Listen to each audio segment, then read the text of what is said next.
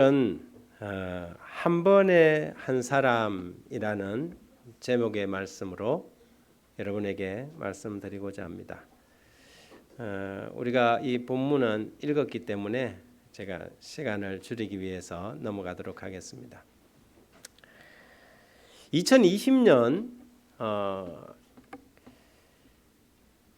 영화가 하나 나왔는데요. 제목이 나를 구하지 마세요라는 영화였습니다. 2016년 대구의 한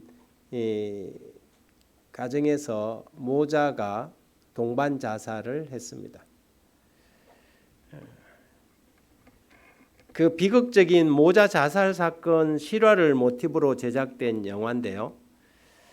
아빠가 자살을 하고 도망치듯 모르는 곳으로 이사를 온 엄마와 12살 선유라는, 여기는 이제 영화에서는 모녀로 나와요. 실제적인 것은 모자였는데요. 선유라는 아이와 점점 어려워지는 가정살이의 극단적인 선택의 기로에 놓이게 된다는 그 스토리입니다. 근데 이제 선유가 전학을 가게 된 그 학교에서 그 친구 정국이라는 한 어린 아이가, 선유가 이렇게 학교에 왔는데 아무하고도 이야기하지 않는데 그 아이가 굉장히 해맑은 남자아이가 이 여자아이에게 다가가면서 어린아이의 눈으로 바라본 오늘날 이 사회의 문제점을 지적하는 그러한 영화인데요. 참 마음에 참 잔잔하면서도 그리고 이제 안타까움이 묻어나는 그러한 영화였습니다. 그런데 결국 이제 엄마와 이 아이가 극단적인 선택을 하게 되는데 이 아이가 떠나면서 자기 일기장에 남겨둔 내용이 이 내용입니다. 다시는 햇살과 바람을 느끼지 못해도 숨이 막혀와도 나를 구하지 마세요 라는 일기장에 남겨둔 마지막 메모입니다. 나를 구하지 마세요. 다시는 햇살과 바람을 느끼지 못해도 숨이 막혀와도 나를 구하지 마세요. 그것을 알고 이 정국이라는 아이가, 이 선유가 이렇게 막 떠난 그 아이를, 자기 친구를 찾으러 이렇게 헤매고 찾으러 다니는데요. 정말 사람들은 가끔 그렇게 말합니다. 그냥 나를 내버려 두세요. 나를 내버려 두세요. 근데 과연 그게 정말 나를 구하지 말라는 말일까요? 살고 싶지 않다는 말일까요? 오히려 죽고 싶지 않다는 절규의 표현이 아니겠습니까? 우리가 좀 예수님의 마음과 예수님의 눈으로 세상을 볼 수 있다면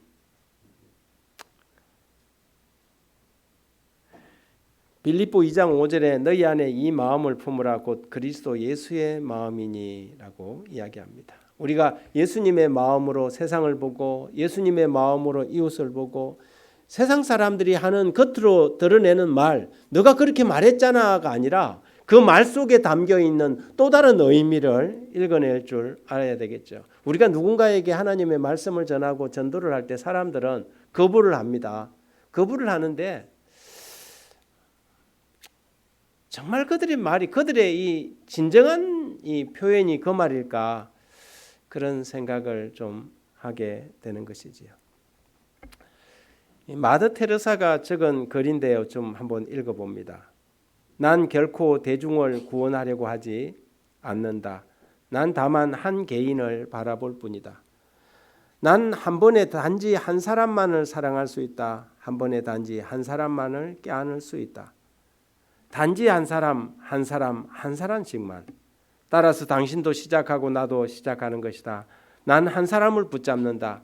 만일 내가 그 사람을 붙잡지 않았다면 나는 42,000명을 붙잡지 못했을 것이다. 모든 노력은 단지 바다에 붓는 한 방울 물과 같다. 하지만 만일 내가 그 한 방울의 물을 붓지 않았다면 바다는 그 한 방울만큼 줄어들 것이다. 당신도 마찬가지다. 당신의 가족에게도 당신이 다니는 교회에서도 마찬가지다. 단지 시작하는 것이다. 한 번에 한 사람씩. 한 번에 몇 사람씩요? 우리가 뭔가 대단한 일을 하려고 시작하지 말고 한 번에 한 사람씩 하자는 것이지.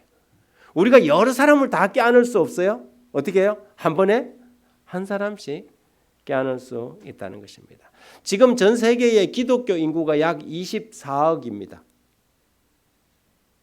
세계 인구의 34%에 해당합니다. 어떻게 이리 많은 기독교인들, 물론 이 기독교 인구 가운데 뭐 형식적이고 그냥 몸만 걸쳐놓고 이름만 걸쳐놓는 수많은 사람도 있을 것입니다. 제가 오늘 포커싱 하려고 하는 것은 기독교인의 숫자가 아니라 어떻게 예수님 당시 때 예수님 한 사람에게서 시작된 그 기독교인이 12명의 제자들에 의해서 지금 24억이라는 어마어마한 기독교 인구로 늘어날 수 있었느냐 하는 것이지요.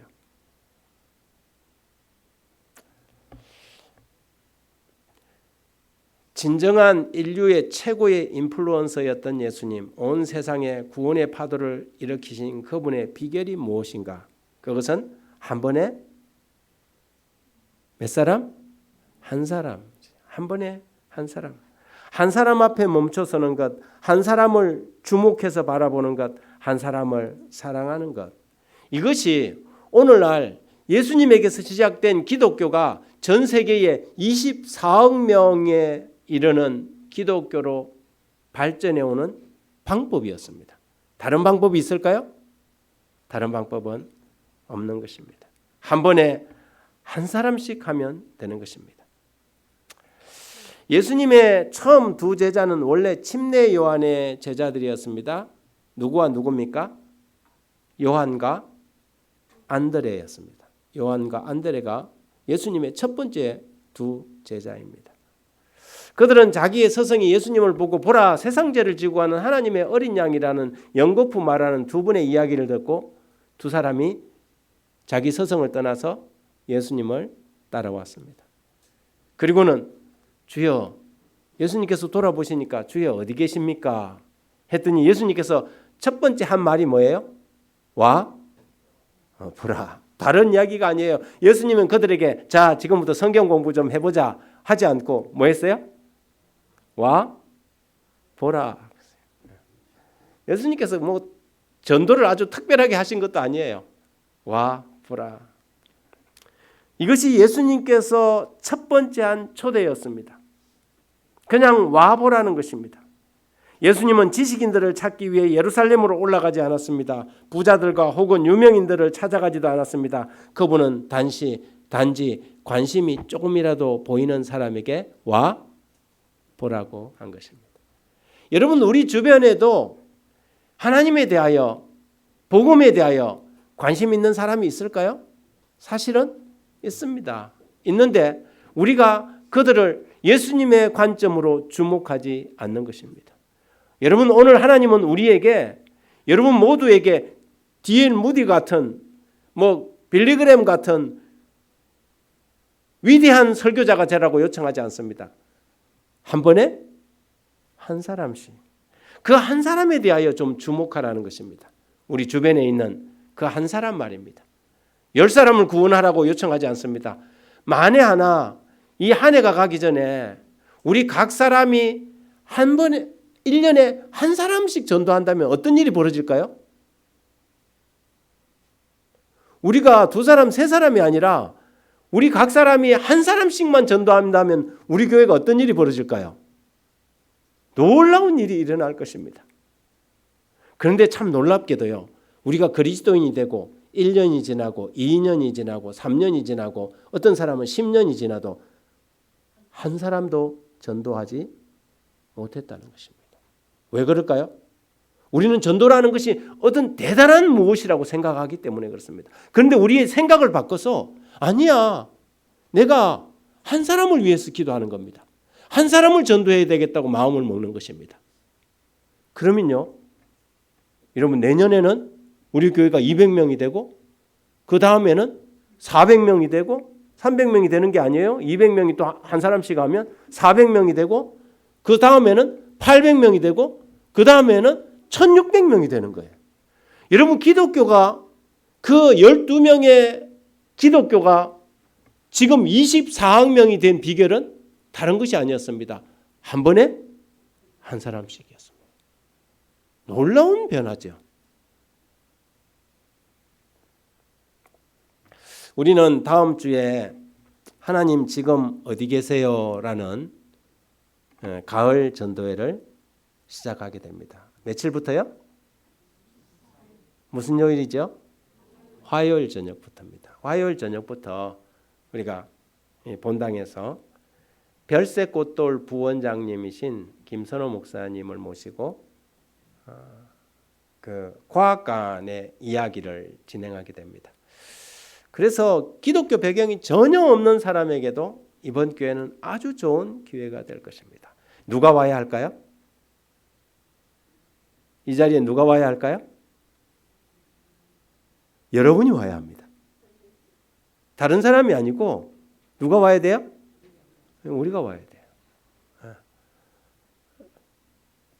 그래서 저녁 시간에 운전하는데 눈이 어두워서 못 오신다는 분들은 차량을 배치를 해드릴 테니까 여러분, 우리가 가장 중요한 것은 우리가 가을 전도회를 할 때 영혼을 전도하는 것도 중요하지만 더 중요한 것은 우리 자신이 하나님의 말씀을 듣고 신앙의 새로운 출발, 새로운 결심을 하는 것이 중요합니다. 그래서 화, 수, 목, 금 4일, 저녁 시간 4일밖에 되지 않습니다. 여러분, 모든 분들이 함께 오셔서 말씀을 듣고 영혼이 다시 한번 새롭게 충전되는 한 주일이 되길 간절히 바랍니다. 그리고 한 사람이 더 와야 한다면 여러분, 그 한 사람이 누굴까를 한번 생각해 보시기 바랍니다. 한 번에 한 사람인데 올해 그러면 나에게 그 한 사람이 누굴까? 지난주에 우리가 음악회를 했지 않습니까? 우리가 이번 전도회까지 채식요리 세미나를 했고 또 음악회를 했습니다. 여러분들에게 지난주에 우리 선교부에서 이거 나눠드렸나요? 이거 나눠드렸나요? 저기 밖에 있으니까 또 없는 분들은 가져가시기 바랍니다. 초대장인데요. 여러분들의 가장 소중한 이 VIP들을 초대해 주시기 바랍니다. 그래서 한 번에 한 사람입니다. 혹시 그 사람이 안 온다면 어떻게 해야 돼요? 여러분이라도 와야 합니다. 목사님이 데리러 가는 사람이 없어서 창피해서 나도 안 가버려야 되겠다. 이러면 진짜 안 됩니다. 그래서 여러분, 이번 기회가 여러분 모두가 다시 한번 신앙의 새로운 결심을 하는 소중한 시간이 되었으면 좋겠습니다. 오는 손님들을 위해서는 의성 물엿을 준비해 놨습니다. 그래서 저녁 오시는 분들을 위해서 저희들이 귀한 선물도 준비해 놓고 있으니까 여러분 그 한 사람을 초대해 주시면 고맙겠습니다.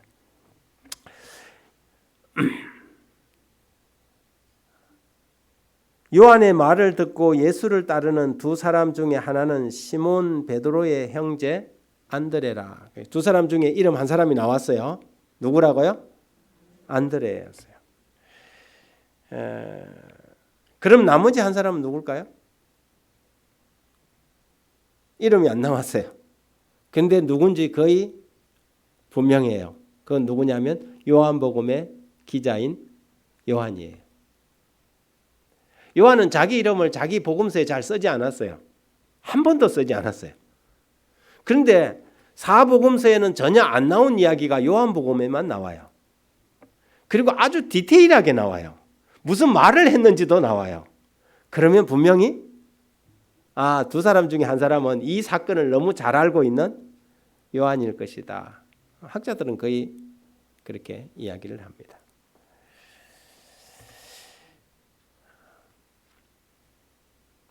이 두 사람은 예수님을 만나고 난 다음에 그들이 첫 번째 했던 일은 다른 사람을 예수님께로 데려오는 것이었습니다.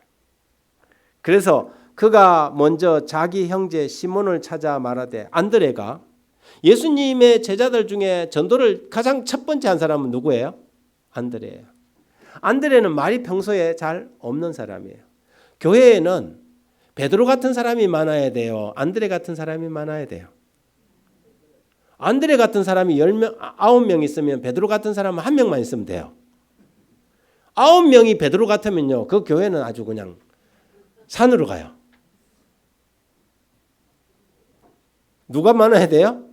안드레가 많아야 돼요. 안드레는 어떤 사람이냐면 평소에 말이 없지만 행동은 빨라. 그래서 안드레는 예수님을 만나고 난 다음에 곧바로 자기 형제 누구에게 갔어요? 베드로에게, 시몬에게 가서 우리가 메시아를 만났다. 어쩌면 베드로가 아마 안드레보다 형님일 수가 있어요. 형님, 우리가 메시아를 만났어요. 그리고 누구를 데리고 왔어요? 베드로를 데리고 왔어요. 안드레 없는 누구는 없다? 베드로는 없다. 그래서 예수님의 이 첫 번째 제자인 안드레는 가장 먼저 즉각적으로 움직여서 누구를 데려왔냐면 형제를 데려왔어요. 우리가 정말 소중한 한 사람을 데려와야 한다면 가장 첫 번째 생각해야 될 사람이 누구예요? 우리의 가족이에요. 가족. 여러분의 가족들 중에 혹시 아직도 구원받지 못한 사람이 있다면 이번 전도회에 내가 한 번에 한 사람을 해야 한다면 그 한 사람의 후보자 중에 가장 먼저 올려야 될 사람이 우리의 가족이에요. 여러분의 남편, 여러분의 아내, 여러분의 자녀들, 여러분의 부모님, 아직도 구원받지 못했다면 여러분 이번 전도회에 반드시 그 한 사람을 데려오기 위해서 명단을 넣어놓고 기도하시기 바랍니다. 이번 전도회는 온라인에 방송을 안 보내려고 그럽니다. 현장 프리미엄이에요. 현장 프리미엄. 그래서 이번에는 현장으로 나오셔서 여러분 다 이렇게 참여하시라고 현장에서만 하겠습니다.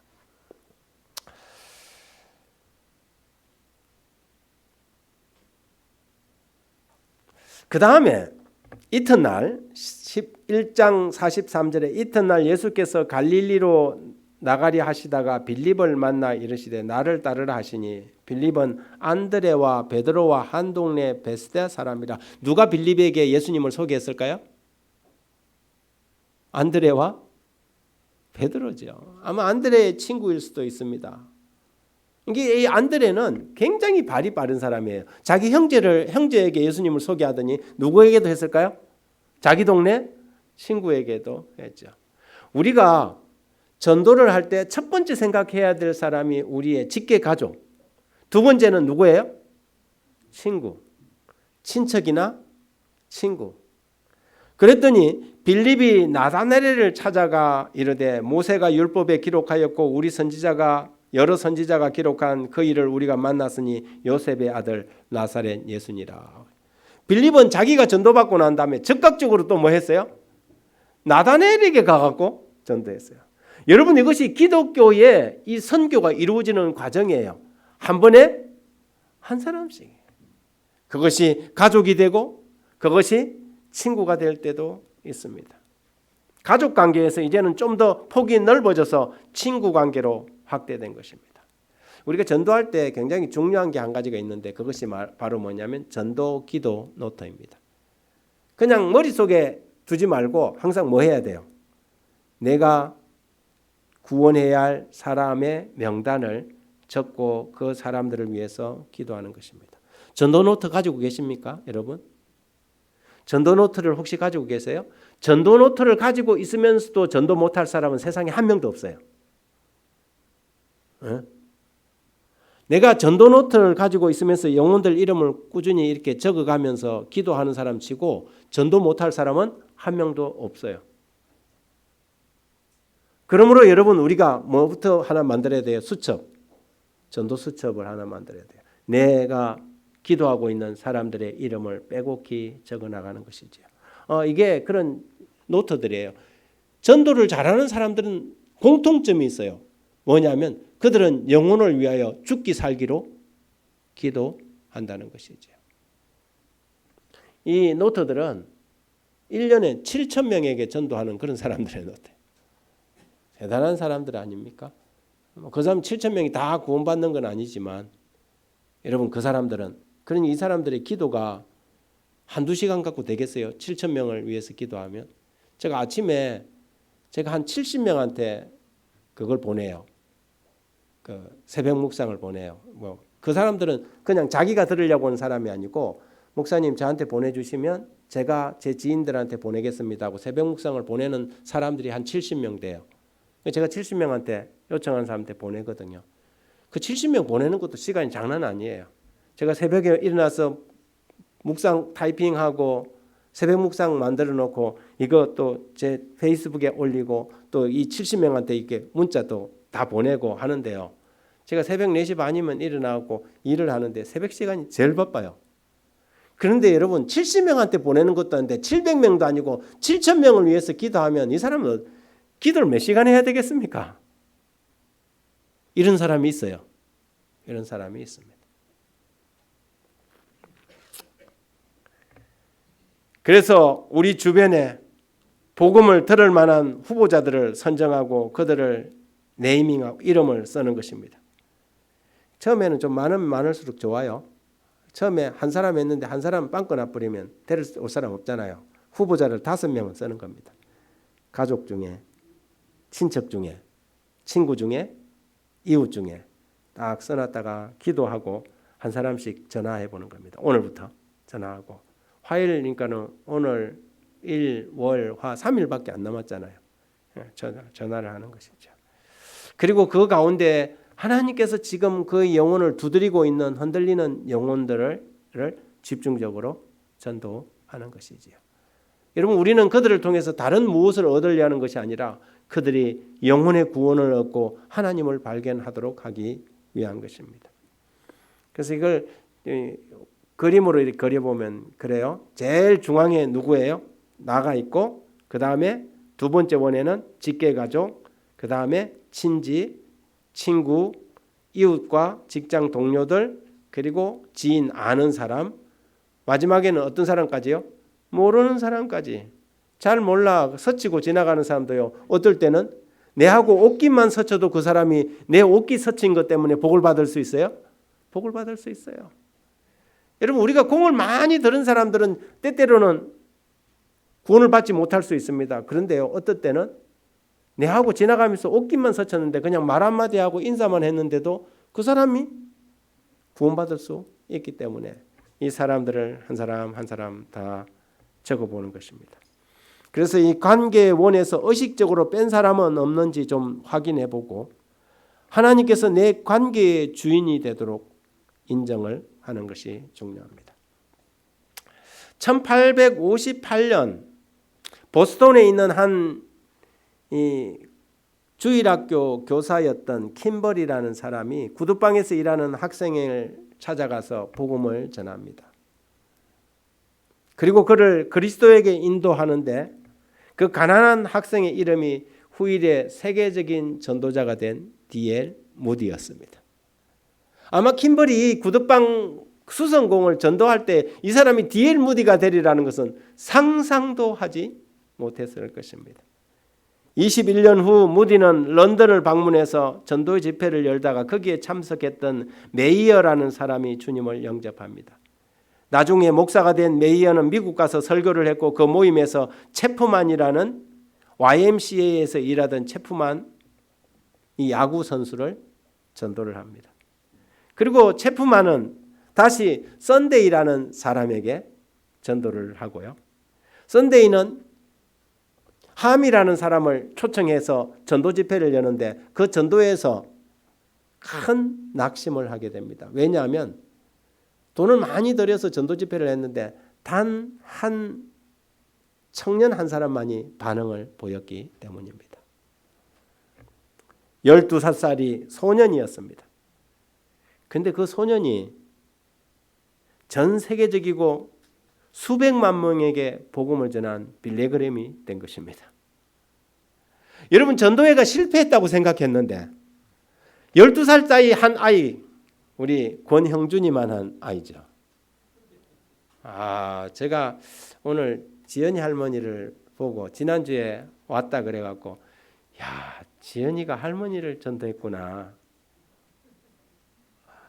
여러분 상상이나 할 수 있겠어요? 지연이가 우리보다 낫습니까? 10배는 낫습니까? 지연이 할머니 축하드립니다. 귀한 손녀를 두셨습니다. 예. 전도회를 했는데 그 전도회에서 단 한 명의 12살짜리 소년이 하나님께 결심하고 돌아왔어요. 전도회를 운영하는 사람들은 이번 전도회 실패다, 그렇게 생각했을 거예요. 그런데 여러분, 그 소년이 빌리그램이라는 전 세계적인 전도자가 된 것입니다. 하나님의 사업에 실패란 없다. 다음 주 우리 교회 전도회도 실패하지 않을 것입니다. 한 번에 한 사람이면 족합니다. 왜 하나님께서는 우리에게 전도도 잘 못하고 전도하고 싶은 이렇게 마음도 안 생기는데 왜 굳이 자꾸 우리 보고 전도를 하라 그럴까요? 목사님, 교회 전도회만 없으면 잘 나오겠어요. 근데 왜 하나님은 우리에게 자꾸 전도를 하라 그럴까요? 이유가 있습니다. 첫 번째, 인간을 접촉하는 일은 누구만 통해서요? 인간만을 통해서만 가능한 일이기 때문입니다. 하나님은 인간을 전도하는데 천사들을 쓰지 않습니다. 천사들은 항상 우리의 그 일을 돕기 위해서 스탠바이 하고 있어요. 지금 김재금이 전도를 하려면 천사들이 주변에서 도와주려고 준비를 잔뜩 하고 있는데 김재금이 전도를 안 해. 천사들은 항상 맥이 빠지는 거예요. 나는 지금 도와줄 준비가 잘 돼 있는데. 거의 참을 수 없는 열성을 가지고 천사들은 우리의 협력을 기다리는데, 이는 사람과 교통하는 통로는 사람이어야 하기 때문이다. 그리하여 우리가 온 마음을 다한 헌신으로 그리스도께 우리 자신을 드릴 때에 천사들은 우리의 음성을 통하여 하나님의 사랑을 나타내기 위하여 말할 수 있는 것을 기뻐한다. 시대의 소망이 그렇습니다. 두 번째, 이것이 하나님의 유일한 방법이에요. 보세요. 예수께서 필요하고 시장하여 우물가에 앉아 쉬시던 때에 행하신 그 일의 결과는 많은 사람에게 큰 축복이 되었다. 예수께서 돕고자 하였던 한 영혼은 다른 사람에게 소개하는 자가 되어 저희에게 가서 저희를 구주께 나오게 하였다. 이것은 하나님의 사업이 지상에서 발전되게 되는 변함없는 방법이다. 예수님께서 많은 사람에게 전도한 게 아니고 물가에 우물을 길려 나왔던 사마리아 우물가 여인에게, 한 사람에게 전했어요. 그런데요, 사마리아 마을이 구원을 받았어요. 이것이 예수님께서 하시는 변함없는 방법입니다. 여러분, 내가 이 일을 하는 것이 뭔 큰 교회에 도움이 되겠느냐, 하나님의 사업에 어떤 발전이 있겠느냐, 이런 생각을 하지 말고 어떤 마음으로? 예수님의 마음으로. 어쩌면 우리가 평가할 때 이 사마리아 우물가 여인처럼 형편없는 사람일 수도 있어요. 예. 세상이 볼 때 그 여인은 뭡니까? 다른 사람들이 그 여인을 보면 입을 삐죽이고 눈을 흘기고 저게 우리 동네를 다 창피하게 만든다 하고 그런 여인이에요. 남편이 몇 명이나 있었으니까? 5명이나 있었으니까. 그리고 지금 있는 사람도 내 남편이 아니니까. 이 여인이 동네 사람들이 입을 삐죽이고 비난을 하니까는 물 길러 가지도 못하고 남들 물 길러 안 오는 시간에 정오 떼학볕에 나와서 물 길러 나왔던 여인이에요. 그런데 그 여인을 누가 찾아갔어요? 예수님이 찾아갔고. 그런데 놀라운 일이 발생했습니까? 네. 예수님이 만일 그 동네 이장을 찾아갔더라면 전도가 안 됐을 수도 있어요. 그런데 예수님은 다른 사람들이 아무런 가치가 없다고 생각하는 그 한 사람을 찾아갔고, 그 여인이 마침내 사마리아 마을을 구원하는 전도자가 되었다는 사실입니다. 그러므로 우리가 의도적으로 세상적인 관점으로 누군가 이 사람 안 돼 하는 그 사람이 진짜 뭐 해야 될 사람일까요? 구원받았고 전도해야 할 때 가능성이 있는 사람일 수 있습니다. 세 번째, 성령의 감화하심에 응답하는 심령은 하나님의 축복이 흘러들어가는 통로다.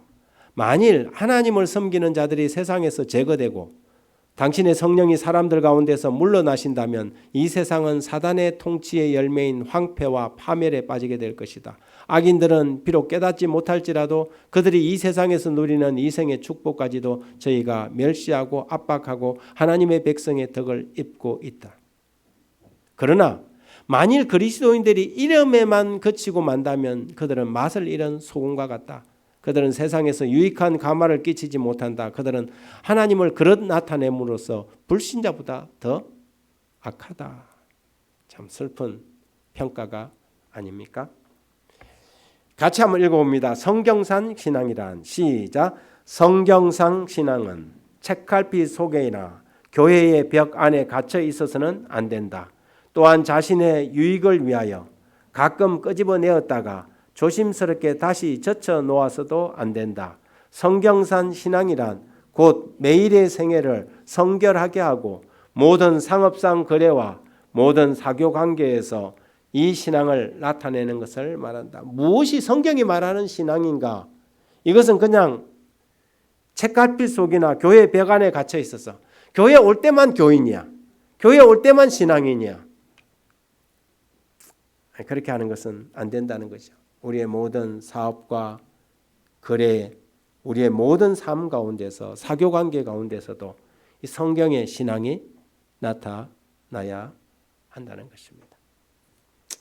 여러분 한 번에 한 사람입니다. 여러분 우리가 이번에 많은 사람이 아니라 한 번에 한 사람을 위해서 기도하고 그 한 사람이 누구인지 지금까지 여러분 30일 기도할 때 기도 안 했어도 오케이? 문제 삼지 않겠습니다. 그러나 오늘부터라도 기도하시기 바랍니다. 오늘부터 기도하시면서 이번 전도회 때 첫 번째는 내가 이 자리에 그리고 내가 꼭 데리고 오고 싶은 그 한 사람이 누구인지 기도하셔서 하나님께서 여러분들에게 그 사람 우리 직장 동료 아니면 친구 아니면 내 딸 가족 기억나는 그 사람을 꼭 오늘 가져가서 당신에게 꼭 전해주고 싶었다고 전해주시기 바랍니다. 많이 설명하지 마시기 바랍니다. 안 오면 어떻게 할까요? 안 오면 다음에 하면 됩니다. 괜찮습니다. 그런데 여러분이 전해줘야 할 그 전도지를 전해주지 않아서 그 사람이 못 온다면 그 책임은 불신자보다 악한 그 책임이 우리에게 있다는 사실입니다. 개그맨 이동우 씨 결혼하고 100일쯤 지났는데 망막색조 변성증이라는 불치병으로 시력을 잃었습니다. 그런데 그 사연을 들은 어떤 사람이 40대의 한 사람이 자기의 눈을 주겠다고 연락이 왔습니다. 그래서 얼마나 기쁜지 단걸음에 쫓아갔어요. 그런데 결국은 눈을 기증받지 못하고 돌아왔습니다. 아니 왜 그냥 왔냐고 물었어요. 그랬더니 저는 이미 받은 거나 마찬가지입니다. 그분은 저에게 세상을 보는 눈을 주셨습니다. 그러면서 가보니까 근육병 환자예요. 꼼짝도 못하고 그 사람에게 유일하게 남아있는 게 뭐였냐면 눈이었어요. 나는 눈만 없고 9개가 다 있는데 9개가 없는 그 환자가 자기에게 하나 있는 그것을 나에게 주겠다고 했습니다. 그러면서 그가 나는 하나를 잃고 나머지 9을 가지고 있는 사람인데 그분은 오직 하나 남아있는 것마저 주려고 합니다. 어떻게 그것을 달라고 합니까? 그리고 이 사람이 그 준다는 눈을 받지 않고 그냥 돌아왔습니다.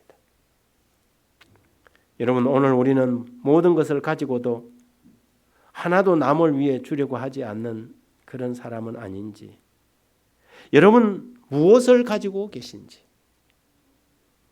시몬 베드로와 안드레가 성전을 올라갈 때 한 구걸하는 안전뱅이가 무언가를 얻기를 위하여 그를 바라볼 때 그들이 했던 말이 있습니다.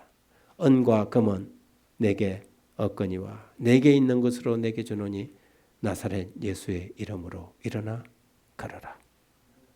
그들은 자기 자신들에게 있는 것을 기꺼이 주려고 했습니다. 그리고 평생 걸어보지 않았던 그 사람이 그날 일어서서 걷는 기적을 경험하게 됩니다. 여러분 다음 한 주일 동안 여러분이 내미는 내게 있는 것으로서 내게 주노니 나사렛 예수의 이름으로 그들에게 주기 바랍니다. 그럴 때에 우리가 예상하지 못했던, 상상하지 못했던 기적이 여러분들의 지인들의 삶 속에, 그리고 하나님의 사명에 순종하는 저와 여러분에게 있게 되리라고 확신합니다. 감사합니다.